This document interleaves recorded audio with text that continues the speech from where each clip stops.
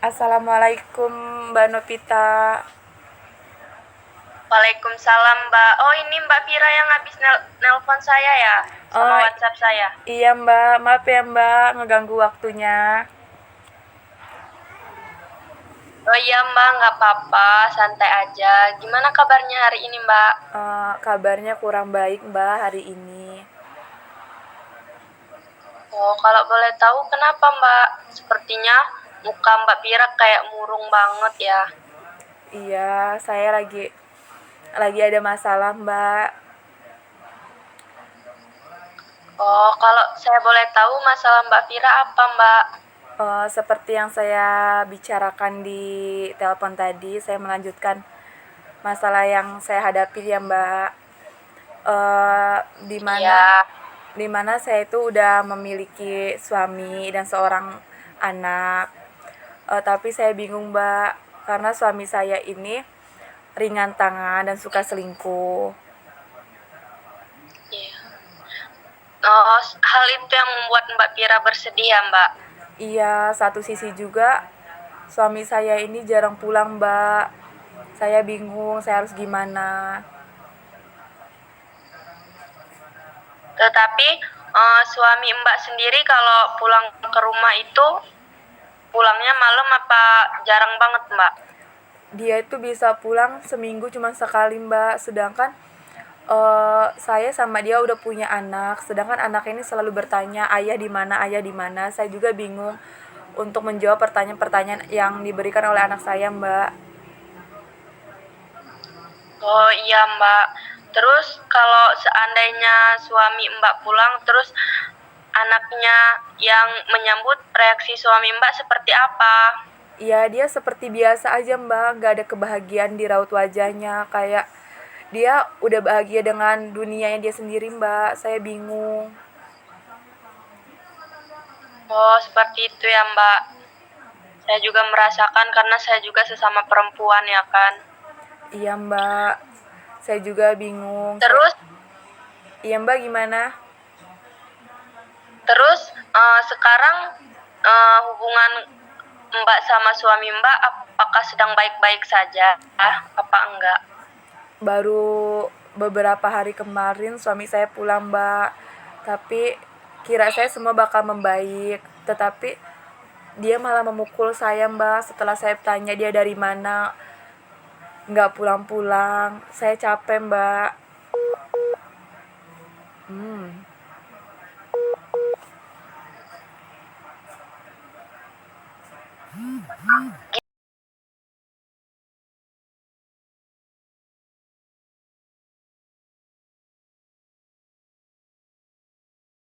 Tapi saya malah dipukul Mbak.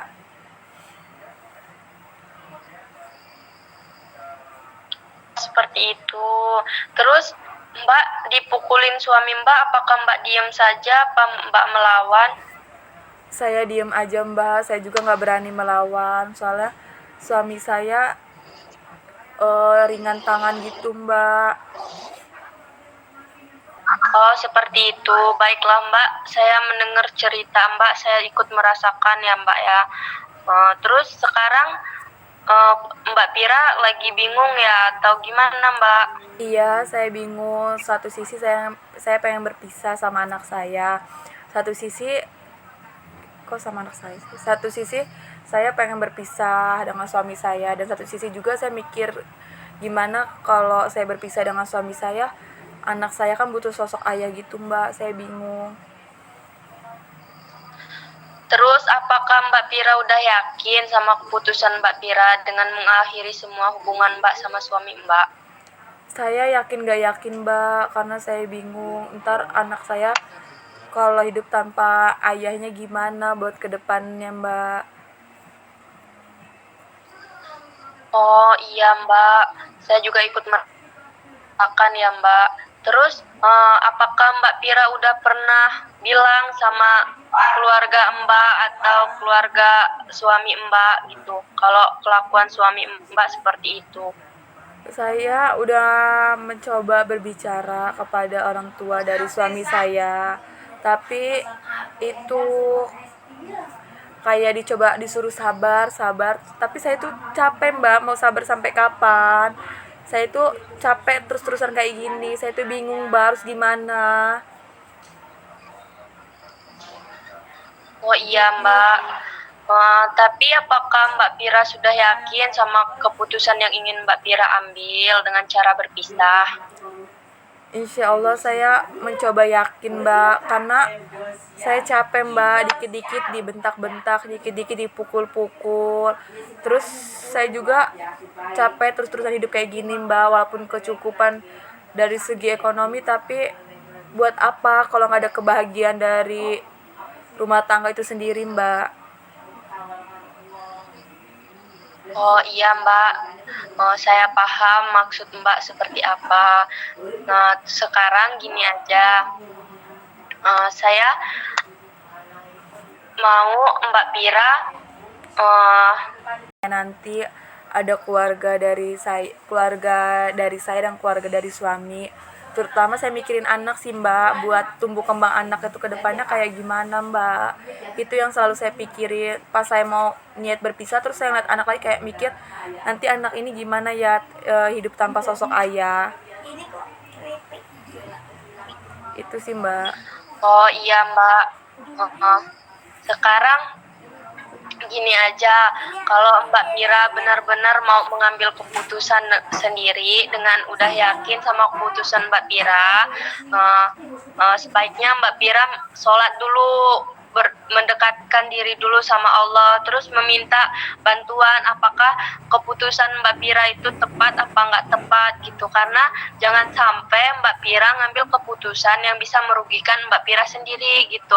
Apalagi sekarang Mbak Pira sudah tahu ibu sama ayahnya berpisah. Tapi kalau emang masalahnya Mbak Pira udah merasa capek sama keadaan ini, udah merasa udah nggak tahan lagi sama sikap suami Mbak yang kasar itu, sama yang selingkuh, ya saya juga paham setiap perempuan nggak mau diselingkuhin. Mana ada perempuan yang mau diselingkuhin ya kan?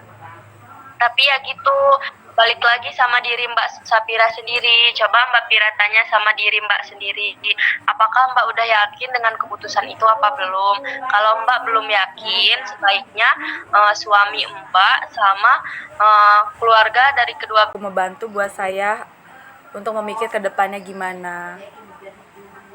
Alhamdulillah kalau Mbak Pira udah paham dengan saran yang saya kasihkan. Semoga Mbak Pira dapat menemukan jalan keluarnya ya Mbak. Amin mbak. Dan semoga Mbak Pira dengan suami kalaupun berpisah masih bisa menjalin hubungan yang baik, silaturahmi tetap baik sesama keluarga, dan kalaupun bisa, kalau nggak berpisah juga lebih baik. Amin.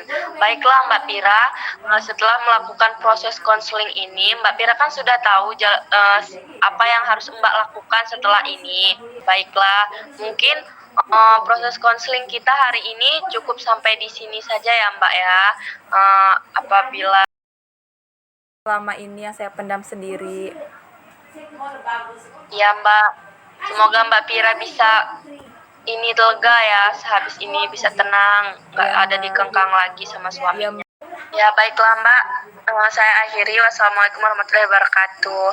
Selamat malam. Waalaikumsalam warahmatullahi wabarakatuh. Selamat malam kembali.